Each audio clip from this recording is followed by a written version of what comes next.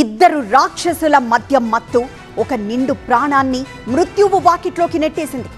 బయటికి వెళ్ళొస్తా అని చెప్పి వెళ్లిన కూతురు రక్తపు మడుగులో ఆసుపత్రి బెడ్ పై కనిపించడం చూసి ఆ తల్లిదండ్రుల గుండె పగిలింది.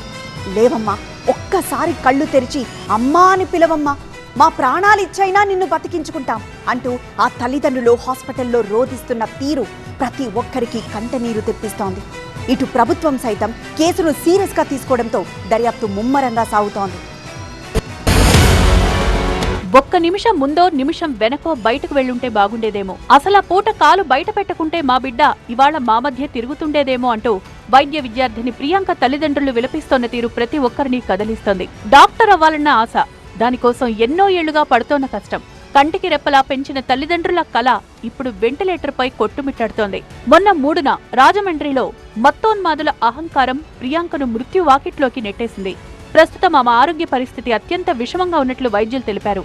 వెంటిలేటర్ పై చికిత్స కొనసాగుతోందని హెల్త్ బులెటిన్ విడుదల చేశారు. ప్రస్తుత కండిషన్ అయితే చాలా క్రిటికల్గా ఉంది సార్, చాలా దారుణంగా ఉంది. హోప్స్ అయితే ఏం లేవని చెప్తున్నారు సార్ వాళ్ళు.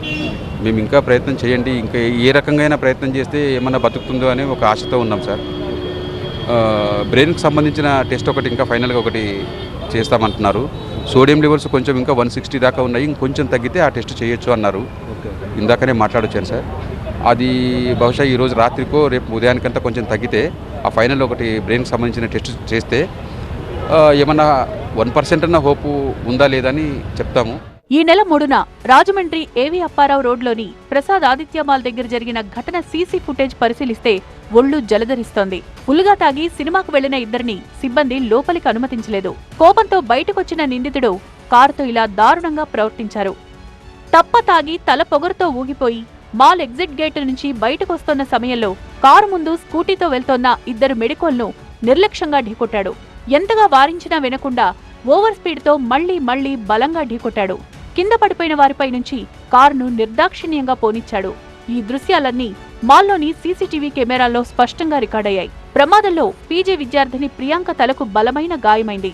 ప్రస్తుతం ఆమె హైదరాబాద్లోని కిమ్స్ ఆస్పత్రిలో బ్రెయిన్ డెడ్ కండిషన్లో చావు బతుకుల మధ్య కొట్టుమిట్టాడుతోంది.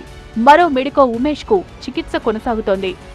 ఇటు నిందితులిద్దరిని అదుపులోకి తీసుకున్న పోలీసులు కోర్టులో హాజరుపరచగా ఈ నెల 21 వరకు రిమాండ్ పడింది. మరోవైపు ప్రమాద ఘటనపై సీఎంతో పాటు డిప్యూటీ సీఎం స్పందించారు. మద్యం మత్తులో వాహనం నడిపిన వారిపై కఠిన చర్యలు తీసుకోవాలని డీఐజీకి సూచించారు. బాధితుల ఆరోగ్య వివరాలు అడిగి తెలుసుకున్నారు. ప్రియాంక ఆరోగ్యాన్ని నిరంతరం పర్యవేక్షించాలని అధికారులకు సూచించారు. యాక్సిడెంట్ ఘటనపై మాజీ ఎంపీ భరత్ అనుమానం వ్యక్తం చేస్తున్నారు. యాక్సిడెంటా లేక అటెంప్ట్ మర్డరా అన్న డౌట్ ఉందన్నారు.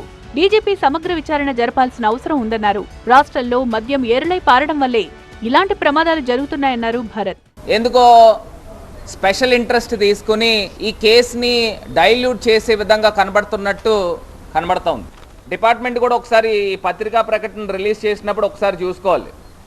ఇక్కడ వీళ్ళు ఏం రాశారు, సెక్షన్ 110 పెట్టి culpable homicide not amounting to murder అని పెట్టారు. నేను అడుగుతా ఉన్నా, సెక్షన్ 110 ఏం చెప్తుందండి? కల్పబుల్ హోమిసైడ్ కాదు, అటెంప్ట్ టు కల్పబుల్ హోమిసైడ్.